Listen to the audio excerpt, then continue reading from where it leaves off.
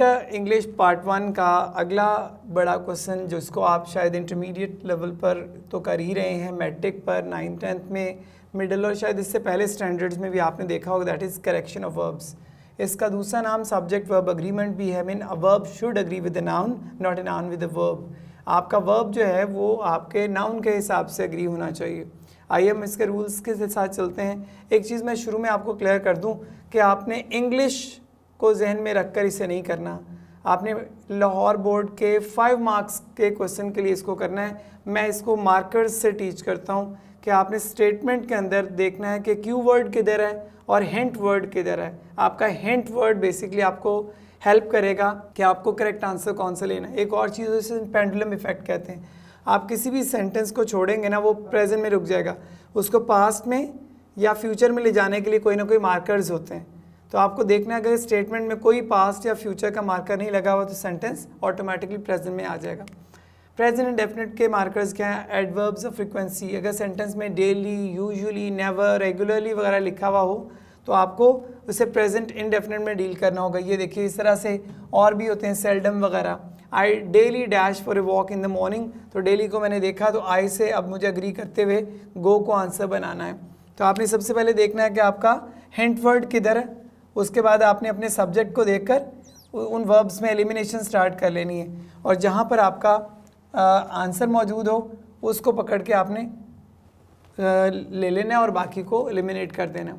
He never dash with others, आपका जो hint word है वो नेवर है और ही के साथ आप अग्री करवाएंगे। ही के साथ क्वारल अग्री नहीं होता, क्वारल्स अग्री होगा। क्वारल्ड का पास का कोई मार्कर नहीं है और हैज़ क्वारल्ड मुझे परफेक्टली नहीं चाहिए।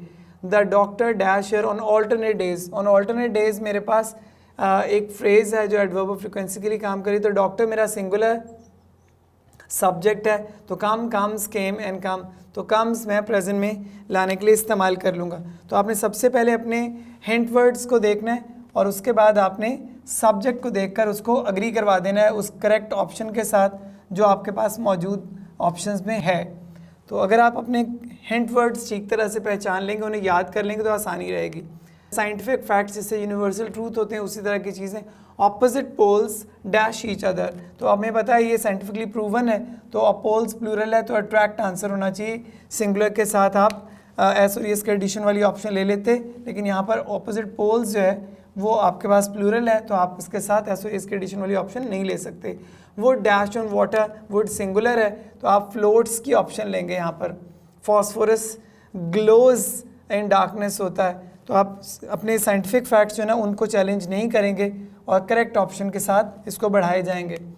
Proverbs, it dash to make a row, ताली हमेशा 2 हाथों से बजती है। इट सिंगुलर सब्जेक्ट है तो टेक्स आपका आंसर होगा। जितने भी प्रोवर्ब्स हैं जैसे हेस्ट मेक्स वेस्ट है, a rolling stone gathers no moss वगैरह है, ये सब सिंगुलर प्रेजेंट में डील होते हैं। सिर्फ Rome was not built in a day, इस तरह के कुछ प्रोवर्ब्स हैं जो पास्ट में भी डील होते हैं। जनरली प्रोवर्ब्स प्रेजेंट इंडेफिनिट में डील होते हैं। Slow and steady wins the race आपके ऑप्शन में। A drowning man catches at a straw. अब जितने मर्जी प्रोवर्ब्स आप खोल लीजिए सारे के सारे प्रेजेंट इंडेफिनिट में ही डील होंगे। उसके बाद a rolling stone gathers no moss है, money makes the mare go है, ये सारे प्रोवर्ब्स की एग्जांपल्स हैं। जितनी चाहें तो आप प्रैक्टिस में ले लीजिए। प्रेजेंट कॉन्टिन्यूस के कुछ मार्कर्स हैं, now, now days, these days, at present, at this time, at the moment, इस तरह की चीज़ें प्रेजेंट कॉन्टिन्यूस में डील होती हैं। He dash English nowadays, तो he is learning English nowadays आपके का आंसर होगा। They dash sometime, at present, they singular नहीं है तो हम दे को साथ सॉरी इसकी ऑप्शन नहीं ले सकते वैसे भी, और हम ऐसे कंटिन्यूस में ले जाने के लिए they are reading something at present, इस तरह से आप इसे इन मार्कर्स के साथ प्रेजेंट कंटिन्यूस को डील कर लेंगे। प्रेजेंट परफेक्ट कहाँ होता है? Just, just now, recently, yet, all, lately, इनके साथ आप प्रेजेंट परफेक्ट डील करते हैं। Ever before, never before. He dash for Lahore recently, recently के साथ मैं जा रहा हूँ तो ही के साथ मैं हैज़ लेफ्ट को करेक्ट ऑप्शन बना लूँगा। उसके बाद परफेक्ट कॉन्टिन्यूस के मार्कर्स होते हैं। सिंस फॉर के साथ जब टाइम फ्रेज बनती है तो परफेक्ट कॉन्टिन्यूस बड़ी रेगुलर इस्तेमाल होने वाली करेक्शन है, पास पेपर्स में बहुत रेकर करती है। The child dash since midnight, तो हैज़ बीन स्लीपिंग आपका आंसर होगा क्योंकि आपने इसके मार्कर को देख लिया है और इस मार्कर के सपोर्ट से आप परफेक्ट कॉन्टिन्यूस ही बनाने जा रहे हैं। We dash in Pakistan for 10 years, for 10 years have been living के साथ, क्योंकि फॉर 10 years टाइम फ्रेज लगी हुई, टाइम फ्रेज परफेक्ट कॉन्टिन्यूस में डील होती है। फ्यूचर को डील करते हुए हम ये देखते हैं tomorrow, next, coming, within, after time, think, I think, I feel, I suppose, I hope, I believe, ये फ्यूचर टेंस होता है। I dash to my village in a week, ये आपका फ्यूचर प्लान है, तो शैल गो आपकी करेक्ट ऑप्शन होगी। Next देखिए, my friend dash to me tomorrow, tomorrow clear marker है, सिग्नल है फ्यूचर का, तो विल कम आपका आंसर होगा। He dash Lahore next year आपको क्लियरली नज़र आ रहा है, तो ही विल विजिट होगा। And he dash is money by the end of this month, by the end of this month phrase है जो फ्यूचर को मार्क करिए, तो he will get correct option होगी। तो आप मार्कर्स अच्छे से याद कर लीजिए, सेंटेंस के मूड को जहन में रखें कि किस तरह से सेंटेंस बिहेव कर रहा है, उसके मुताबिक आप करेक्ट ऑप्शन को हंट कर लें। फ्यूचर परफेक्ट के कुछ मार्कर्स हैं, by now, by time, till time, इस तरह की चीज़ें।